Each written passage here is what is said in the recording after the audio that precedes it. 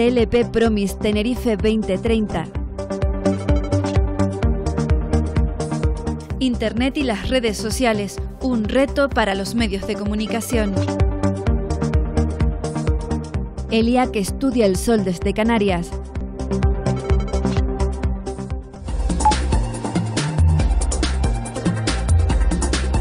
El Cabildo de Tenerife apoya el torneo Promis 2016.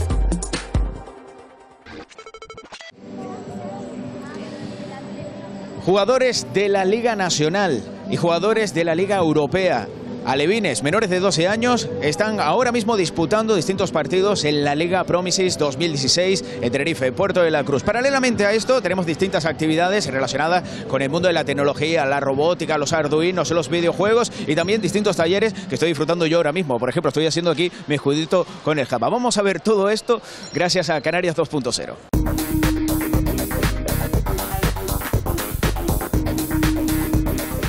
Estamos en esta Liga Promises 2016, grandes jugadores de fútbol, de menores de 12 años y por otro lado, como decimos, una TLP dedicada también a la innovación, a la tecnología de los más pequeños. Todo esto dentro del área de Tenerife 2030. Para hablarnos de ellos tenemos nada más y nada menos que al presidente del Cabildo de Tenerife, a Carlos Alonso. Bienvenido. ¿Qué tal? ¿Cómo estás, Gran? Una maravilla, estamos viendo por un lado deporte, por otro lado estamos viendo también innovación, tecnología y cómo los jóvenes se adentran dentro de este mundillo. Cuéntanos un poco con qué idea ha sido formado todo esto.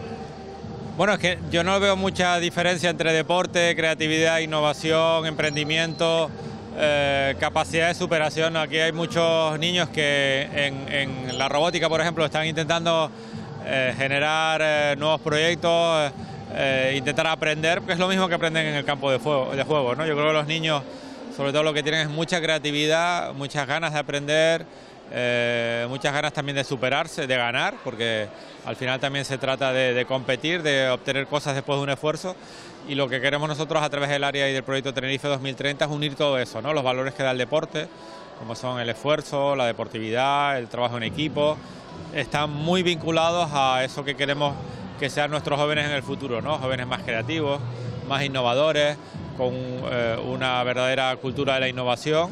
Bueno, todo unido en ese área Tenerife 2030 que estamos viendo aquí en el Puerto de la Cruz. ¿Qué supone para la isla de Tenerife el haber tenido este evento tan grande aquí? Bueno, lo hemos recuperado, lo tuvimos hace años y ahora con el acuerdo que hemos llegado con José Ramón de la Morena, su fundación, la Liga, pues lo volvemos a traer a la isla, esta vez en el norte. Y yo creo que el espectáculo ha sido, bueno, no creo que se pueda mejorar. Hemos tenido buen tiempo, hemos visto buen juego, hemos visto juego deportivo, los mejores equipos de sub-12 de Europa han jugado aquí en Tenerife y además lo hemos hecho también haciendo participar a la sociedad, los más pequeños de Tenerife, ¿no? Para que no sea algo que viene de fuera y después se va y que seamos solo el escenario de un espectáculo, sino que además podamos hacer muchas actividades que estén vinculadas a los más jóvenes de Tenerife. Tenemos a chicos, a jóvenes de todos los lugares, o sea, tenemos nacionales, de territorio nacional, equipos como el Madrid-Barcelona, pero también tenemos como el Paris Saint-Germain, como equipos alemanes como el Dortmund. ¿Cómo se han sentido ellos acogidos en esta isla? La verdad que los niños todos, con las distintas edades y los orígenes, han disfrutado muchísimo de Tenerife, ¿no? Esta mañana mismo hicieron una excursión al Oroparque, han jugado en buenas condiciones, con buenos hoteles y divirtiéndose, ¿no? En un espíritu deportivo muy grande. Además hemos tenido una promoción muy importante de Tenerife y yo creo que el resultado de esta semana intensa son apenas 3 días. Nos queda todavía la final, nos queda la gala benéfica porque además hemos querido que este deporte, esta actividad, la Liga Promise tenga también un impacto para la isla de Tenerife desde el punto de vista benéfico y por eso mañana tenemos una gala en donde actúan los sabandeños dedicados los fondos al Hogar Santa Rita, de manera que también ayudamos a las personas más mayores que necesitan una mejor atención, ¿no? Pues no nos vamos a perder nada de eso, vamos a disfrutarlo. Muchísimas gracias, Carlos Alonso, presidente del Cabildo de Tenerife, y vamos a seguir nosotros viendo todo lo que tenemos en esta TLP Promises Tenerife 2030 y sobre todo disfrutando, que también disfrutando dice que se aprende muchísimo. Sí, efectivamente, viendo la sonrisa de los niños, que es el mejor premio que podemos tener después del esfuerzo que desde Parque Tecnológico, la Liga, la gente también del Puerto de la Cruz, Turismo de Tenerife, IDECO, toda la gente que ha hecho posible que esto sea una realidad, pues el mejor premio es la sonrisa de un niño. Nos quedamos con eso, muchísimas gracias.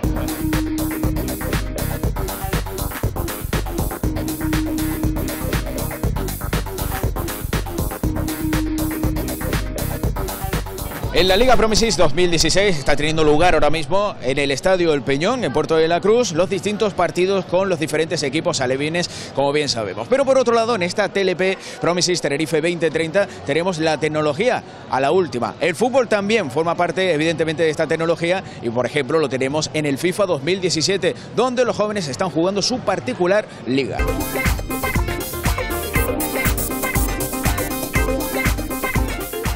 Pero a nosotros, en una TLP en donde impera la tecnología, nos ha llamado muchísimo la atención que tengamos un futbolín. Ya los chicos están apasionados jugando al futbolín. A ver, ¿quién está ganando ahora mismo? ¿Qué equipo? ¿Ustedes? Van 0-0. ¿Y a ustedes no les gustaría más jugar un FIFA? ¿Por qué les apasiona también el futbolín? No sé. Yo no he jugado. Tú no has jugado todavía. Voy a preguntar justo al que no ha jugado. A ver, el que está jugando, le han metido gol ya por mi culpa y todo. ¿Les gusta más el futbolín o el FIFA? El FIFA y el futbolín es igual, pero el futbolín es mejor. De toda la vida, ¿no? Se ha jugado de toda la vida, o sea que... Bueno, pues aquí seguimos también manteniendo las tradiciones, que es muy importante.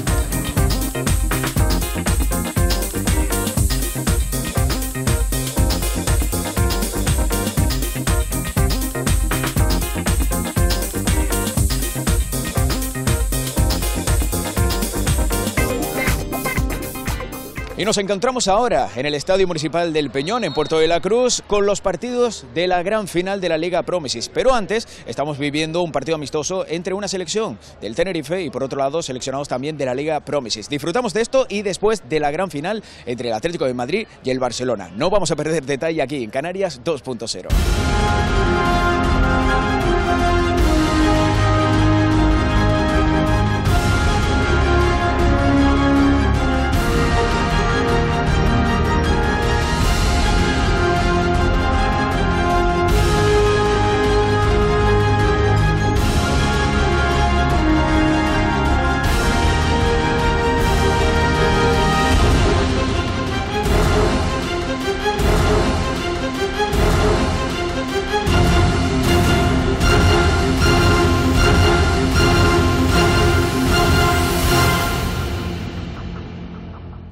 La Liga Promises ha tenido, sin lugar a dudas, un entorno incomparable. El Puerto de la Cruz, y estamos con su alcalde, Lope Afonso.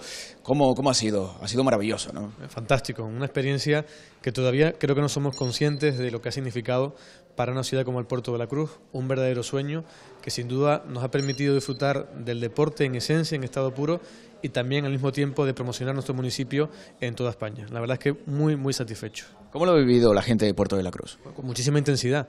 Decía antes que se respiraba un ambiente de fútbol de los de antaño, de fútbol sano. Venía la gente en familia al campo, disfrutaban, luego salían, vivían fuera en el entorno, volvían a la jornada de tarde y la verdad es que se creó una comunión muy grande entre el torneo y el público.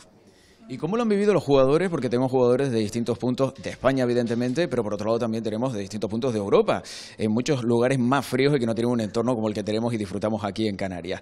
¿Cómo han visto a esos chicos? Bueno, sorprendidísimos, ellos, sus entrenadores y sus padres, porque muchos venían acompañados por la familia, que estaban pues prácticamente alucinando con que tuvieran la oportunidad de jugar en camiseta, en manga corta, que además pudieran tener un estadio al lado del mar con el fondo de una montaña nevada. Estamos en invierno, eso es verdad, pero el clima de 20 y tantos grados, llegando incluso casi 25, era algo que les maravillaba. Estaba en un sitio idílico, y así lo decían. Y ya pensando nosotros siempre en el futuro, ¿podremos tener más Liga Promises aquí en Tenerife y en concreto Puerto de la Cruz? Yo lo que les puedo asegurar en este momento es que ya desde hoy hemos empezado a trabajar para que esa posibilidad sea una realidad el próximo año. Ojalá podamos, porque estamos encantados.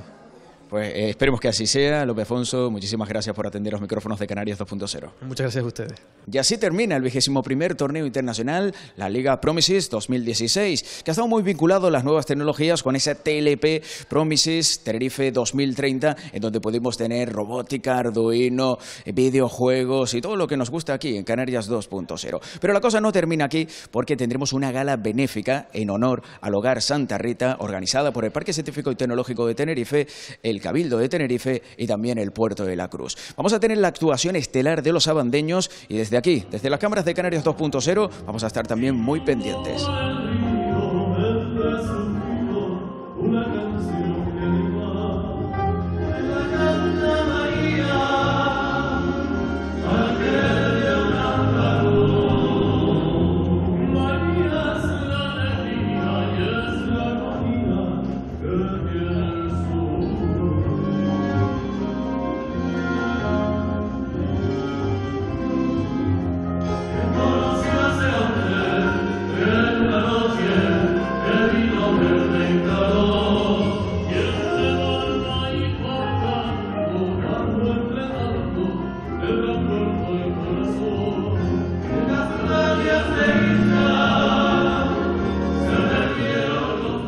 después de estos 4 días tan intensos, hacer un balance de lo que ha sido las actividades de la Liga Promises, la TLP Weekend y todas las actividades Tenerife 2030 que hemos organizado durante estos días, tanto en el pabellón Santa Ella como en el campo del Peñón. La verdad que estamos encantados, ha sido un trabajo muy intenso, desarrollado por todo el personal de IDECO, por el personal de Parque Tecnológico y del Ayuntamiento del Puerto de la Cruz, a los cuales tengo que agradecer mucho a las tres instituciones el trabajo sin hora y el esfuerzo que han puesto para sacar esto adelante, ¿no?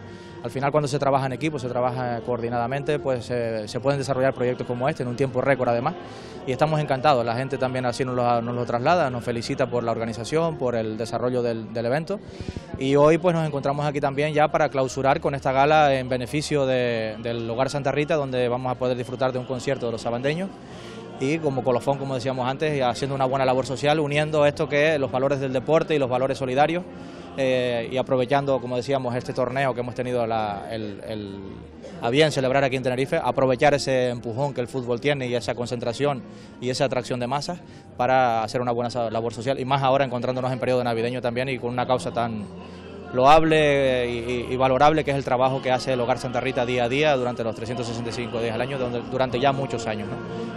Veíamos la oportunidad y pues estamos aquí aprovechando esa ocasión.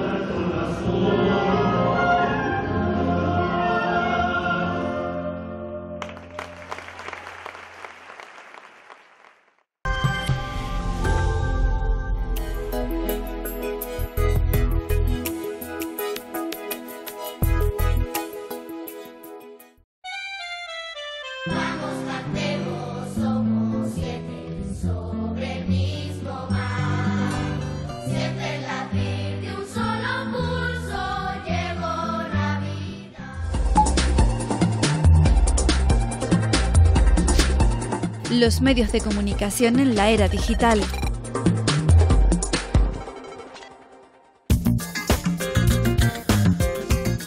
Internet y las redes sociales han revolucionado los medios de comunicación. En Canarias 2.0 hoy hablamos con el director de informativos de Televisión Canaria, Roberto González, y con Samuel Toledano, profesor del grado de periodismo de la Universidad de La Laguna, para analizar cómo están influyendo las nuevas tecnologías en el periodismo actual, donde gracias a la red, la información fluye las 24 horas de una forma inmediata. En principio las nuevas tecnologías forman parte de los medios de comunicación casi desde el principio. Sí, podemos hablar incluso hasta desde Gutenberg, ¿no? Como de alguna forma pues estamos hablando de una pequeña tecnología que ha supuesto un cambio y que supuso un cambio en este caso sustancial en el método de comunicación, de pasar evidentemente de tener que hacer copias manuales en monasterios a poder disponer de la imprenta. Las nuevas tecnologías, lo que sí que es cierto que muchas veces asociamos las nuevas tecnologías actualmente a Internet. Y a Internet es una cosa, pues evidentemente es reciente.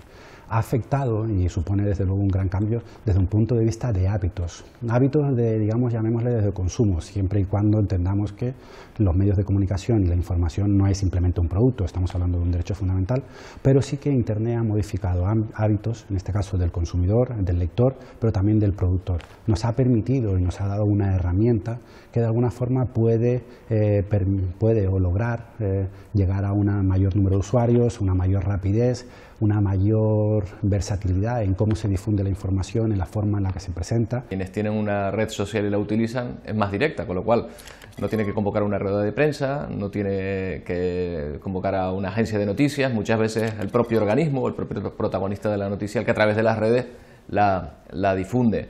Eso provoca, por un lado, que hay que controlar la fuente, es decir, verificar que efectivamente esa fuente es cierta. Hay un doble trabajo de verificación que el que había antes.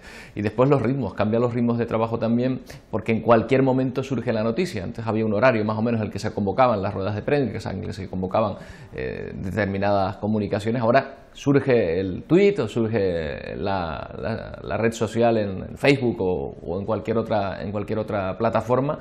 Y en ese momento surge la noticia, con lo cual hay que estar muy atento, ¿no? Y cambia, por lo tanto, el ritmo de trabajo, hay una especie de un non-stop, de un no parar en cuanto a la llegada de noticias y de la información que hay que verificar.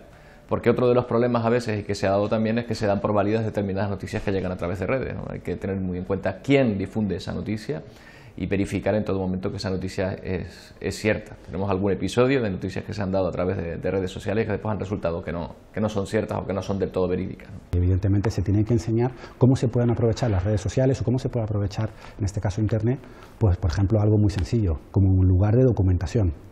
Y evidentemente además en el cual hay que hacer una labor muy seria de filtrado, de análisis. ¿Puede suponer Internet una amenaza para los medios de comunicación? Cuando nació la imprenta todo el mundo diría, oh, esto puede ser una amenaza porque se pueden difundir unas cosas. Después cuando la radio, lo mismo. Es una herramienta que se tiene que utilizar bien como cualquier otra. Ahora uno no piensa en la importancia, ¿no?, de las redes y de la información que se vuelca. Lo que ocurre, lo que sí yo percibo es un peligro de exceso de información.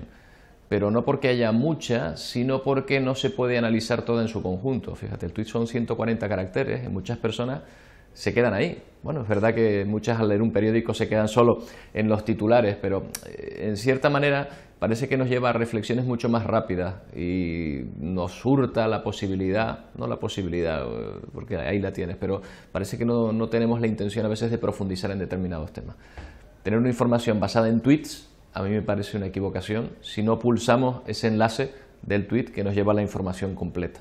Por eso la labor del periodista es tan importante. No nos podemos quedar en un titular, sino que hay que seguir explicando la información, porque eso es lo que contextualiza y eso es lo que te permite realmente hacerte una composición de lugar y crearte una opinión, un criterio sobre lo que está pasando. Veamos noticias, es como si estuviéramos viendo un titular, saltamos al otro, hacemos un enlace y muchas veces nos desperdigamos, nos perdemos, nos falta esa continuidad. Y el problema de la información muchas veces en Internet que nos encontramos es que necesitamos muchas veces entender lo que sucede. El periodismo no es simplemente contar las cosas, para eso está el boletín o el pregonero, va a decir hoy ha pasado esto. No, el periodismo lo que tiene que hacer es ayudar a que la ciudadanía entienda, no solo esté informada. Uno de los peligros de Internet es también una de sus virtudes. Todos podemos colgar información en páginas web, blogs o redes sociales, pero no siempre esta información es veraz. Muchas veces se extienden bulos y es ahí donde intervienen los medios de comunicación, filtrando la información que no está contrastada. Cuando nos llegan a través de redes sociales, como decíamos antes, o aparece un tuit o aparece una información en un blog, y queremos saber si realmente esa información es cierta, acudimos a una cabecera de confianza. Y creo que ahí es donde está la fuerza y donde tiene que estar la fuerza de los periódicos, ya sea en papel o ya sea en red, en la credibilidad que da su cabecera. Ese es el gran baluarte, ese es el gran tesoro de los medios de comunicación hoy día. El ciudadano que se encuentra con Internet y va a buscar noticias, informaciones, considera que tienen que ser gratuitas. El problema que se está generando es que el trabajo que hay o que realiza un periodista detrás de buscar información, de contrastar, es un trabajo que se tiene que pagar. No porque sea un capricho, básicamente, y no se paga simplemente para luego compensar el gasto de imprenta. Se paga porque hay un esfuerzo, hay una labor, hay una formación previa para que el ciudadano tenga una información contrastada. Por lo tanto, quieres ver información gratis en elmundo.es o en elpaís.es, pero hay gente que está trabajando, que se ha formado, que ha estudiado, que contrasta y que de alguna forma, ¿qué es lo que pasa? Que no simplemente te está transmitiendo información como un mero intermediario, sino ayuda a que te formes, porque informar no es simplemente darte unos datos. Tienes que seleccionar qué datos pueden ser los más importantes que necesite tu ciudadanía en ese preciso momento. Soy seguidor de prácticamente todos los medios, voy mirando y eso me sirve no para no comprar un periódico, no para no informarme, sino para ir enterándome de las cosas. Cuando ya quiero profundizar voy entrando en determinados temas y yo creo que al final todo el mundo lo emplea de una manera parecida, ¿no? El peligro está en quedarse con fuentes que no son conocidas, en quedarse con medias noticias. El peligro está en a quién acudimos para informarnos. Si acudimos a una marca de credibilidad, sea cual sea su tendencia, más de acuerdo con la nuestra, menos de acuerdo, pero si acudimos a una marca con credibilidad, y la prensa seria lo es una herramienta y es un complemento perfecto para estar informados durante todo el tiempo, durante todo el día. Internet también ha provocado un cambio en los hábitos de uso de los medios de comunicación. Ahora, una gran parte de la audiencia demanda una programación a la carta, en la que ellos eligen qué quieren consumir. La red también ha convertido a los ciudadanos en emisores de información. Ha dado una voz a los ciudadanos que la tenían. Los ciudadanos tenían la voz en la calle, tenían la voz antes en panfletos, en flyers o en cualquier tipo de fanzine o cualquier método impreso, también anteriormente con las radios alternativas, radios comunitarias. Es decir, la voz de los ciudadanos siempre ha estado ahí. Lo que pasa es que ahora permite, en este caso con una herramienta muy sencilla y de fácil acceso, permite que se conviertan en emisores, y un emisor que además llega a un alcance global, un alcance internacional, algo que evidentemente antes no era posible. Entonces Internet sí que es cierto que permite que a muchos ciudadanos que antes a lo mejor su ámbito de actuación solo llegaba a unos receptores que estaban alrededor suyo, ahora pueden llegar a una audiencia global. Eso desde luego es un gran avance porque permite que cualquier persona, cualquier ciudadano pueda expresarse públicamente y pueda llegar. Algo que se hacía, pero evidentemente ahora tiene un alcance global. Toda esta revolución tecnológica y de hábitos en el consumo de los medios de comunicación ya se estudia en las facultades de periodismo, donde los estudiantes deben aprender las herramientas necesarias para abordar el periodismo digital y las nuevas fuentes virtuales de información. Hay que enseñar en este caso al estudiante cómo se puede utilizar Internet como una herramienta de documentación y también como una herramienta de visualización de esa información. Ya no solo puedes escribir noticias en papel o en radio o en televisión habitualmente, sino la puedes escribir en Internet y en este caso con blogs o con medios digitales, donde además te permiten a lo mejor utilizar gráficos interactivos. Bien, eso es en cuanto al contenido, cómo lo ha cambiado. En cuanto a la enseñanza, evidentemente tienes que integrar este tipo de elementos como una fórmula más didáctica también, que te permite de alguna forma que el alumno pueda encontrarse más fácilmente con determinados contenidos que antes a lo mejor eran más pesados de acceder y ahora, con una forma un poquito más atractiva, puedes encontrarlos, ¿no? Utilizando en este caso incluso algo tan básico como la comunicación con los alumnos a través de redes sociales, cómo puedes contactar con ellos y cómo te permites tener un contacto, en este caso mucho más directo, mucho más fluido, intercambio de documentos, es lo que te ayuda a las redes sociales. Pero el contenido fundamental, evidentemente, la materia, lo que tiene que estar y lo que el alumno le tienes que transmitir, eso no va a cambiar por Internet. Eso tienen que ser los pilares de lo que tú quieres transmitir. Otra cosa es la herramienta que utilices. Y por último, ¿pueden Internet y las redes sociales acabar con los periódicos impresos? ¿Qué es lo que sucede? Que el periódico va a desaparecer si tú estás ofreciendo los mismos datos que has podido ver en televisión, en la radio o en Internet. Si tú das un valor añadido a esa información y no simplemente copias y pegas, el periodismo tiene futuro. Y así está funcionando en muchos medios de comunicación y sobre todo en revistas semanales. Por ejemplo, algunos medios de comunicación evidentemente impresos están bajando en venta, pero hay otros que están funcionando y se mantienen muy bien. Estamos hablando de New Yorker o el Die Welt, o semanarios en este caso tanto en Estados Unidos, en Alemania, en el Reino Unido, que están funcionando y están creciendo. ¿Por qué? Porque están ofreciendo un producto de calidad. Es un producto que, de alguna forma, estás no dando simplemente información, sino estás profundizando, estás haciendo periodismo de investigación, análisis en profundidad. Yo creo que el papel sí que tiene futuro, pero el periodismo en este caso se tiene que replantear convertirse en un producto para la ciudadanía. Y eso significa volver a la calidad, porque para tener 3 periódicos que copian las mismas notas de prensa del ayuntamiento, básicamente nadie va a pagar dinero por eso. ¿Has diseñado una aplicación para dispositivos móviles o un videojuego que te gustaría dar a conocer? En Canarias 2.0 apoyamos a los nuevos talentos. Envíanos un correo a info@canarias2.0.com o contacta con nosotros a través de nuestras redes sociales.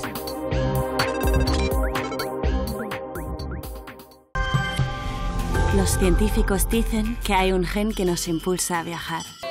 AB, The Travel Brand. Escucha tu gen B.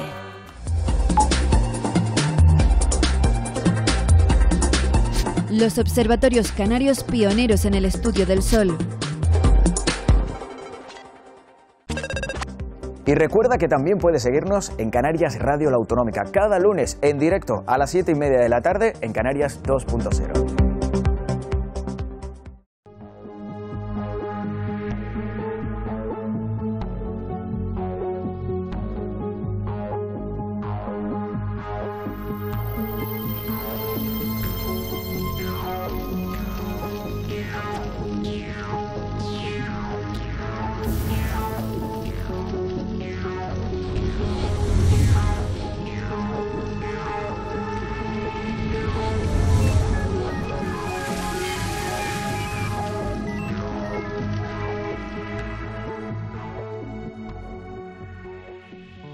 El Sol es una estrella. Es una estrella más de las miles que pueblan el universo. Es una esfera de plasma, de material altamente ionizado. Como el plasma de nuestros televisores, solo que es mucho más caliente y mucho más denso. Y mucho más grande. El Sol es gigantesco. En el volumen de esa bola de plasma gigantesca caben unos 1,3 millones de planetas como la Tierra. El Sol es la estrella que se encuentra más próxima a nuestro planeta Tierra. Está a 150 millones de kilómetros, o dicho de otra forma, está a 8 minutos luz. En el núcleo, la parte más interna, encontramos temperaturas del orden de 15 millones de grados. El interior del Sol es lo suficientemente caliente como para que se produzcan reacciones nucleares que convierten hidrógeno en helio y además obtenemos energía. En cada segundo el Sol emite al espacio una cantidad de energía que es superior a la que hemos consumido los humanos desde el inicio de la civilización. El Sol es una enana amarilla, las enanas son las estrellas más comunes que hay. Ni es muy grande ni muy pequeño, ni es de las más brillantes ni de las más oscuras. No está en una edad muy avanzada, no es muy joven y por tanto es una estrella que podríamos considerar normal. Pero para el ser humano es su estrella, la estrella que de hecho hace posible que estemos aquí. Es nuestra fuente de luz, de energía, de vida. Si no existiera el Sol, la Tierra sería un planeta frío y oscuro. Si las estrellas son los ladrillos que conforman nuestro universo, el Sol es la piedra roseta que puede ayudar a descifrarlo. Por eso también lo tenemos como un laboratorio de física básica. Todo lo que investigamos y aprendemos en el Sol tiene tarde o temprano implicaciones importantes en otros campos de la astrofísica. Igual que vivimos en un planeta activo, y esto es algo que tenemos asumido y tiene sus procesos geológicos y sus terremotos, también tenemos que asumir que convivimos con una estrella activa. Bueno, se dice que el Sol es una estrella activa por el simple hecho de que contiene campo magnético en su superficie, en su interior. El campo magnético solar interacciona con el plasma solar, generando estructuras fascinantes. Gigantescas manchas solares del tamaño de 5 veces el planeta Tierra, gigantescas prominencias que se extienden en forma de arco miles de kilómetros por encima de la superficie del Sol.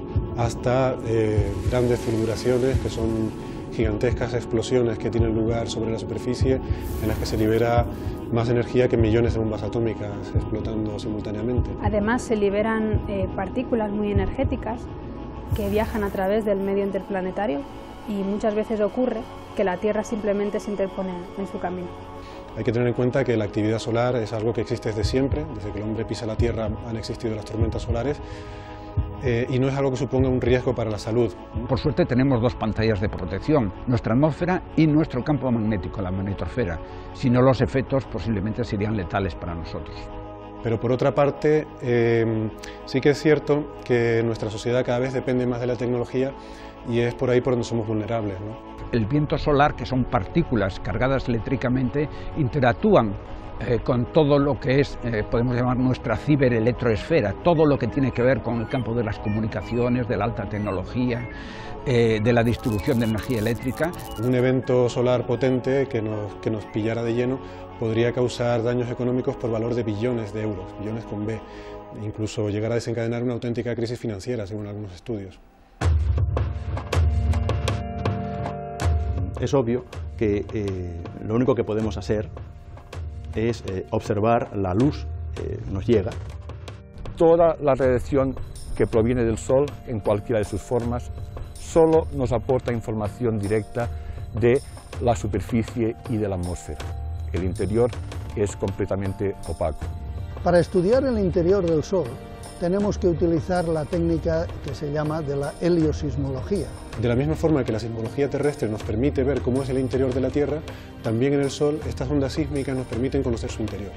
El gran reto para el futuro de la sismología solar será poder deducir la información de campo magnético a partir de las ondas. Sería interesantísimo poder hacer eso y de hecho podemos hacerlo con lo que llamamos la experimentación numérica. De esa manera tenemos el Sol dentro de una caja en nuestro ordenador y podemos hacer experimentos con él.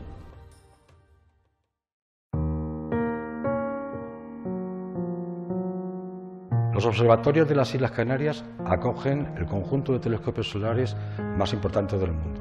No hay ningún otro observatorio en el mundo que tenga tantos telescopios solares y de tanta calidad como los que tenemos aquí. La astronomía solar no es diferente al resto de la astronomía en el sentido de que necesitamos telescopios cada vez más grandes. Es la apertura de un telescopio lo que determina la calidad, la resolución que podemos tener en nuestras imágenes.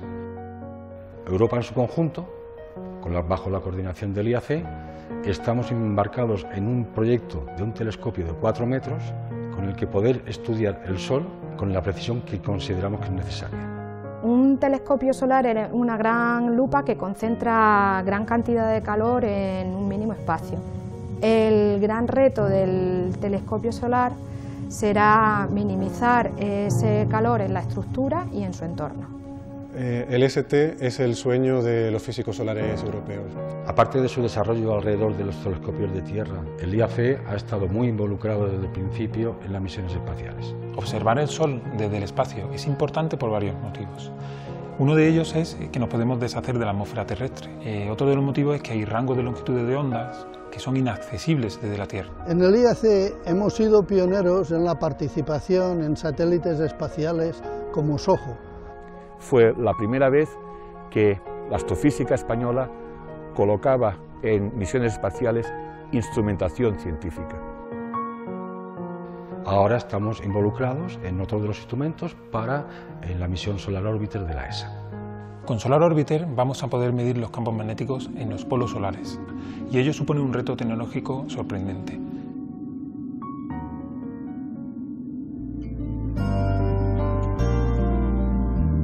Nos queda mucho por saber todavía del Sol. No sabemos cosas tan básicas de por qué el Sol tiene campo magnético. No sabemos por qué el ciclo solar tiene 11 años. No sabemos por qué es tan caliente la atmósfera solar externa, la corona. Sabemos cuando hay escenarios en los que se puede producir una tormenta solar, pero no somos capaces de predecir cuándo y cómo se va a producir esa tormenta solar. De hecho, es un área en el que hay incluso también grandes intereses financieros creados, ¿no? Desde las grandes aseguradoras hasta intereses como, por ejemplo, militares, ¿no? El Sol no solo nos da luz y calor, sino que también nos proporciona el modelo para la energía del futuro. El Sol produce su energía transformando el hidrógeno, el elemento más abundante del universo, en helio. Si logramos reproducir este proceso en nuestros laboratorios, habremos resuelto este problema para siempre. Tendríamos una fuente de energía limpia, segura, accesible a todo el mundo y virtualmente ilimitada. Es un hecho claro que el Sol va a tener un final. Tiene en estos momentos unos 4.600 millones de años. Y le queda todavía suficiente combustible para existir unos 5.000 millones de años más. Antes de que el Sol se apague, van a pasar cosas muy interesantes. El núcleo del Sol se contraerá, las capas más externas se expandirán y posiblemente la Tierra quedará destruida o al menos quedará muy afectada por esta expansión del Sol. La vida, bajo ninguna forma conocida, será ya posible en esta tierra nuestra. ¿Qué le pasará a una especie inteligente como nosotros? Pues depende de lo inteligente que sea. ¿Quién sabe si la humanidad dentro de pocos cientos, miles de años estará viviendo en otros planetas? Tiene que haber estos mundos, porque hay muchísimos soles, muchísimos sistemas planetarios que estamos descubriendo ahora. Tenemos que llegar a estos mundos sí o sí. La Tierra ha sido la cuna de la humanidad, pero nadie permanece para siempre en la cuna.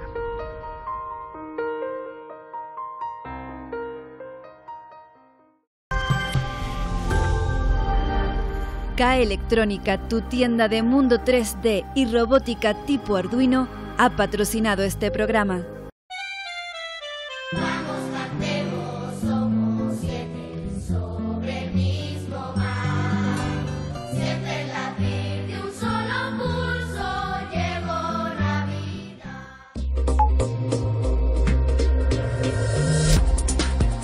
Toda esta información y mucho más a través de nuestra página web y nuestras redes sociales.